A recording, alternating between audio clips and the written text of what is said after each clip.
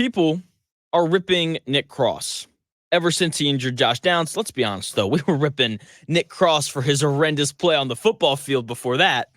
But ever since he hurt Josh Downs yesterday in 7-on-7s, I mean, he's just getting absolutely ripped, and rightfully so.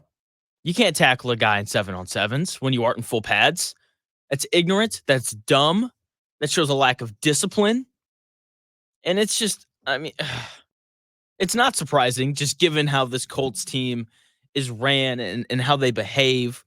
It just shows a lack of smartness, as our guy Anthony Richardson would say. The defense, Nick Cross, he needs to get more smarter, clearly. And, I'm here for the people that want to rip on Nick Cross for doing something this dumb. Taking someone to the ground in 7-on-7 when your coaches are yelling at you, do not take him to the ground, is dumb, and you deserve to be made fun of and ripped for doing that. Now, the people that are twisting this and trying to blame Chris Ballard for it are insane. And I think that there are people out there actively trying to make this Chris Ballard's fault. Really shows two things. Chris Ballard has an incredibly short leash in Indianapolis. Fans get people fired all the time. So if the lack of winning doesn't do it, fans, we got to be loud, right? So it shows that. And look, people get fired in Philly all the time for doing a better job than Chris Ballard because fans are loud and they get upset. Fans have a real voice. And seeing people try to twist this to blame it on Ballard, as insane as it is, I don't blame you. I really don't. But the idea that Josh Downs getting hurt is anyone other than Nick Cross's fault is insane. It's not Chris Ballard's fault that Nick Cross decided to be an idiot. Okay, with that being said, the Colts are now, like almost every other team in the NFL. Okay, every single team in the NFL goes through training camp injuries. It happens everywhere. Every single team is going to run into some sort of issue injury-wise. And we're already seeing it happen. Justin Herbert got hurt in Chargers camp. He's in a walking boot. Christian McCaffrey hurt his calf in San Francisco. Puka Nacua, reigning offensive rookie of the year, hurt his knee at Rams camp. DeAndre Hopkins is hurt in Tennessee. Xavier Legette, first-round pick of the Carolina Panthers, has a hamstring injury in Carolina. Ravens receiver Rashad Bateman, guess what? He's hurt. Samuel Williams, edge rusher in Dallas, tore his ACL. Nick Bolton, hurt in Kansas City. The list goes on. Every team suffers injuries during training camp. It's just what happens. It happens every year to every team. So let's not overreact as if what's happening to the Colts isn't happening everywhere else. This is happening to everyone. And the Colts are going to be just fine if Josh Downs misses a couple of games. Okay, I don't want this to be an excuse for anyone if the Colts start 0-2 and Josh Downs doesn't play the first 2 weeks, because every single team is dealing with this. And more injuries are coming down the pipe. How do I know that? Because teams still have to make it through preseason games. Teams still have to make it through their remaining practices. Okay, this happens to every single team every single year. And honestly, when it comes to the Colts, I would rather a guy get hurt early than late, right? If Josh Downs misses a couple games, they're going to be fine. Here's why. They've got 4 weeks. 4 weeks. At a minimum, it's probably going to be closer to 6 or 7 because those high ankle sprains are a pain in the butt. They never go away quickly.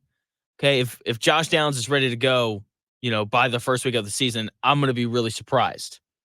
Okay, so there's going to be, at a minimum, 4 weeks to get Anthony Gould, rookie wide receiver out of Oregon State. 4 weeks to get him reps with the ones. Okay, and I'm really excited for Anthony Gould. I've got more on him coming up here in a minute, but we're acting like, and I get it. Anytime an important player gets hurt, people go crazy and they overreact, but we're acting like Josh Downs was the best receiver on this team or something. He wasn't. Okay, we very quickly forget that Michael Pittman Jr. had over 100 receptions and over 1,000 receiving yards last season. Okay, everyone is saying that A.D. Mitchell is having a good training camp. Okay, which isn't a surprise. He was a stud at Texas, had a first round grade on multiple mock drafts, and he fell into the second round, and the Colts grabbed him.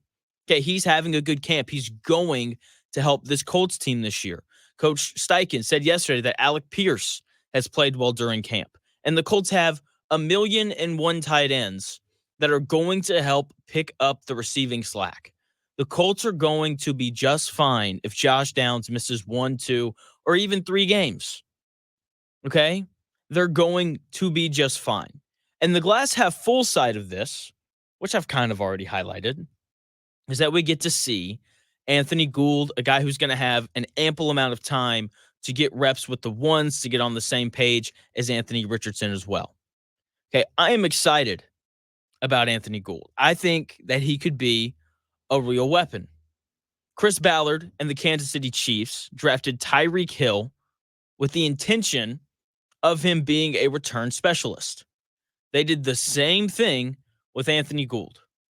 Okay, Anthony Gould is blazing fast, 4.3 speed. The dude can absolutely move. He's insanely quick.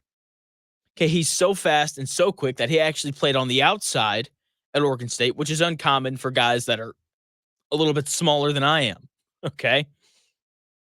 And like a lot of return specialists, he's, drafted kind of with this idea of, hey, like we really just want you to return kicks, but we need you to kind of do something during like offensive positional time. So what position do you want to play? And he's like, he played receiver at Oregon State. Let's let him play receiver. And sometimes that leads to crazy discoveries. Like that's what happened with Tyreek Hill. He showed up.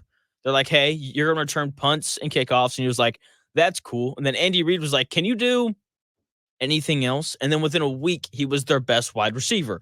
Now, I don't think that Anthony Gould is going to turn into Tyreek Hill, but I do believe that he can be a weapon for this Indianapolis Colts offense. And so far, through training camp, Shane Steichen has been pretty impressed with Anthony Gould and everything that he's brought to the table so far. He's got great speed, I'll tell you that. We've hit him on some deep crossers through camp. He can really run, and that's what, when we were going through the draft process, watching him, he can play a little bit of everything inside. At Oregon State, he played outside as well. So, and he's got punt return ability. So really impressed with what he's done so far. That was Colts head coach Shane Steichen talking about the good things that he's seen from Anthony Gould so far. He's fast. You're going to hear that in every clip that there is out there about Anthony Gould. 4.3 speed, can take the top off of a defense, quick, all those, like really checks the boxes of what you want from a small inside, slot receiver. Okay, fast, quick, can take the top off of a defense. And he's clearly had some success as a wide receiver during training camp. Okay, those are kind of my two takeaways from this clip. And Colts backup quarterback Joe Flacco, who has spent a decent amount of time playing with Anthony Gould, because Anthony Gould has been behind Josh Downs, A.D. Mitchell, Alec Pierce, and Michael Pittman Jr. Because of that, he's been taking more reps with the twos than the ones. And so yesterday, Joe Flacco went to the podium, and I was very intrigued to hear what Joe Flacco was going to say about Anthony Gould, because he was going to have a better idea than anyone else, because he's actually played quarterback for the guy. And Joe Flacco affirmed everything that Shane Steichen said. Yeah, you know what? Early on in spring, there was a couple times where I threw him some deep routes and we didn't connect. And then for whatever reason after that, we just seemed to hit our stride together. And and when I'm not in there and I'm watching him, just the little quick releases that he does, and then how he gets up to full speed really fast. I think he's doing an awesome job. That was Joe Flacco, Colts backup quarterback, talking about the reps that he's taken with Anthony Gould. Okay, I'm excited for Gould. Okay, once again, he spent more time with the twos than the ones, playing against that second team Colts defense. Which, look, that first team Colts defense is horrendously bad. I don't even want to think about how bad the backups are. But hey, success against bad players is better than failing against bad players. Okay, so I'm once again excited about Anthony Gould. The speed that he possesses is going to be a big asset for this Colts team. And that's something that I'll always buy into. Things that you can't coach, I like to buy into. Size, speed, athleticism. And Anthony Gould is clearly a cut above when it comes to his speed. Okay, Joe Flacco mentioned it. That dude's been in the league a long time. Shane Steichen mentioned it. Okay, he's going to have an impact when he's on the field. Okay, just because teams have to respect the speed that he possesses. When you have a guy on the field that runs a 4.3, like the defense kind of has to play two high safeties, which opens up the run game and all of those super fun things. And here's the other thing that we have to remember when it comes to this Colts team. Shane Steichen is an excellent play designer and play caller. Okay, 11th in points per game last year with Gardner Minshew as his starting quarterback and no Jonathan Taylor for most of the season. And, Alec Pierce was also the third best receiver on that team last year. Yet they were 11 in points and had a legitimate chance to make the playoffs last year and win the division. Okay, Shane Steichen, he intrigues me so much. I think the lack of offseason moves from the Colts on the offensive side of the ball speak to two things. One, it speaks to the faith that they have that Anthony Richardson is going to develop into a good quarterback. I got a whole segment on that coming up. I know you're going to love that one. But it also speaks to the faith and confidence that they have in Shane Steichen to make things work with the players that they do have. And there is reason for them to have that sort of faith in Shane Steichen. Okay, considering he made this offense work last year, 13th in offensive DVOA with a backup quarterback, very little Jonathan Taylor, and Michael Pittman Jr. really being the only legitimate receiver that they had. Josh Downs was a rookie. It's hard to trust a rookie. Okay, so I have all the faith in the world in Shane Steichen. When you give him a guy like Anthony Gould, who runs a 4.3 and is blazing fast and quick and just has a lot of really good physical tools, it's hard to not kind of get hopeful of he's going to figure out ways to get this guy the ball in open space, and let's see what happens after the catch. Okay, I'm very interested to see how Shane Steichen kind of works yards after the catch type things into this offense, because Adonai Mitchell, that's a 4.3 guy.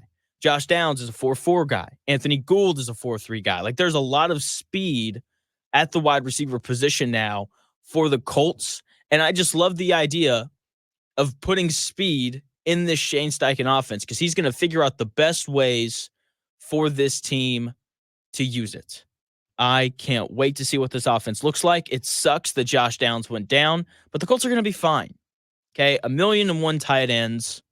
Okay, A.D. Mitchell is reportedly having a good camp. Anthony Gould is a little jitterbug in the slot who sounds like he's having some success based off of everything that Shane Steichen and Joe Flacco just said. The Colts are going to be fine on the offensive side of the ball, even with Josh Downs potentially missing 2 or 3 games.